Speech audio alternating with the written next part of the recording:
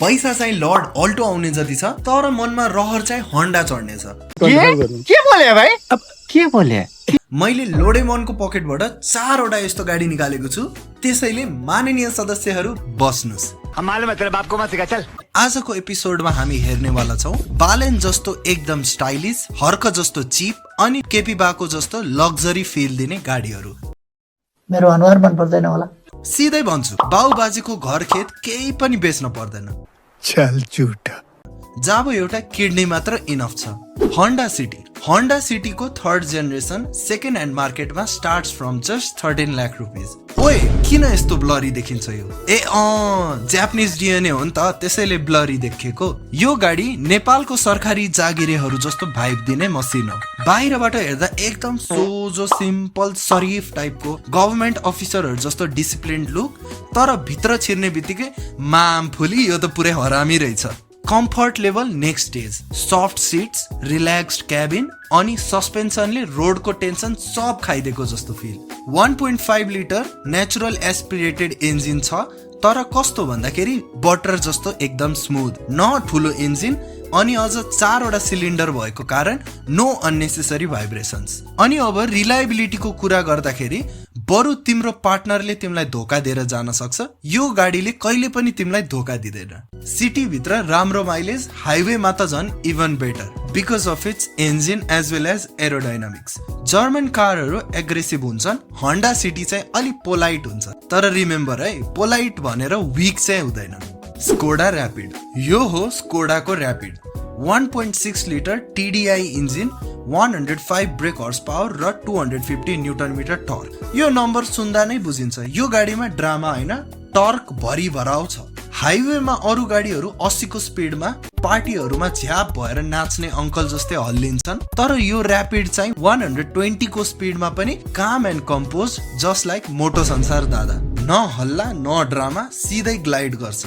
यसको इन्टेरियर हेर्दाखेरि खासै फ्ल्यासी छैन, तर एकदम सलिड बिल्ड क्वालिटी छ। बालेनको इगो जस्तो सिम्पल देखिन्छ, तर कन्फिडेन्स लेभल डिफरेन्ट। अनि स्पेस, फ्यामिली फङ्सनमा सबैजना आनन्दले अटाउँछ, लेकिन एक सेकेन्ड अझ एक्स्ट्रा आन्टी पनि एडजस्ट हुन्छ। लग्जरी भन्दैमा यो गाडीमा फ्ल्यासी लाइट, बिग स्क्रिन्स अनि क्रोम इन्सर्टहरू छैनन्, तर लग्जरी भनेको ड्राइभ गर्दा स्ट्रेस नहोस् भन्ने फिलिङ हो नि त। क्याबिनमा बस्दा सलिड बिल्ड क्वालिटी फिल हुन्छ। तिमीले ढोका बन्द गर्दाखेरि थर्ड साउन्ड सुन्छौ, जुन भनेको प्रिमियम जर्मन फिल। हाइवेमा स्टेबिलिटी, बरु तिम्रो अरू कुरा हल्लेला, गाडी चाहिँ एक थोपा पनि हल्लिँदैन। तर याद गर, यो गाडी चाहिँ रिलेसनसिप जस्तै हो है। तिमीले पनि यदि केयर दियौ भने यो लोयल हुन्छ, तर तिमीले पनि नेग्लेक्ट गर्न थाल्यौ भने चाहिँ सर्भिस सेन्टरले पनि तिमीलाई नेग्लेक्ट गर्छ अनि तिम्रो ब्याङ्क ब्यालेन्स त स्वाहा पारिदिन्छ।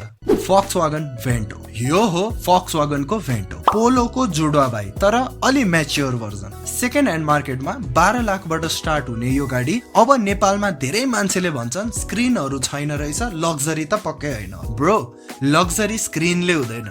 यो कार भित्र साइलेन्स छ, स्टेबिलिटी छ, कम्फर्ट छ अनि इन्जिन 1.6 लिटरको पेट्रोल अथवा डिजल इन्जिन, जुन चाहिँ सेम जर्मन डिएनए हो स्कोडा ऱ्यापिडको जस्तै। ढोका बन्द गर्दाखेरिको थर्डले नै फिल आउँछ यो डिफरेन्ट लेभलको गाडी हो भनेर। त्यसमाथि यसको इन्टेरियरमा भएको बिज सिट्स, त्यसले त तिम्रो क्लास अटोमेटिकली नै बढाइदिन्छ। अनि ह्यान्डलिङ, हाई स्पिडमा पनि गाडी रोडसँग छेपारो सिलिङमा चिप्केको झै चिप्किन्छ। र टप स्पिडको कुरा गर्ने हो भने म्यानुअल भेरिएन्टमा 188 किलोमिटर पर आवरको टप स्पिड पनि यो गाडीले मजाले अचिभ गर्न सक्छ। अब जाउँ साँचो कुरामा है।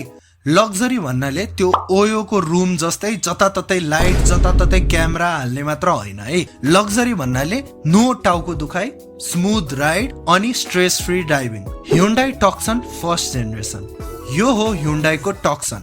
यो एसयुभी मात्र होइन, यो द रियल ड्याडी एसयुभी हो। यो पनि 12 लाखबाट सुरु हुन्छ भने अहिलेको नयाँ एसयुभीहरूमा चाहिँ धेरै जसो एलइडी लाइट्स जताततै, टच स्क्रिन जताततै, सेन्सर जताततै, जसले गर्दा अहिलेको गाडीहरू पहिला जस्तो रिलायबल छैन।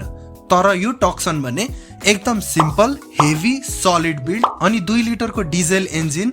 यो पर्फर्मेन्स सेन्ट्रिक होइन, तर it will take you any time anywhere. यो गाडी चलाउँदाखेरि यसले पट होललाई डाइरेक्ट इग्नोर हान्दिन्छ, ब्याड रोडलाई स्किप हान्दिन्छ र ट्राफिकमा त स्लिप मोड। यो गाडीको भाइब भनेको म झिल्के होइन है, तर म भरपर्दो हो। नेपालको रोड्सको रियल बस हो यो गाडी।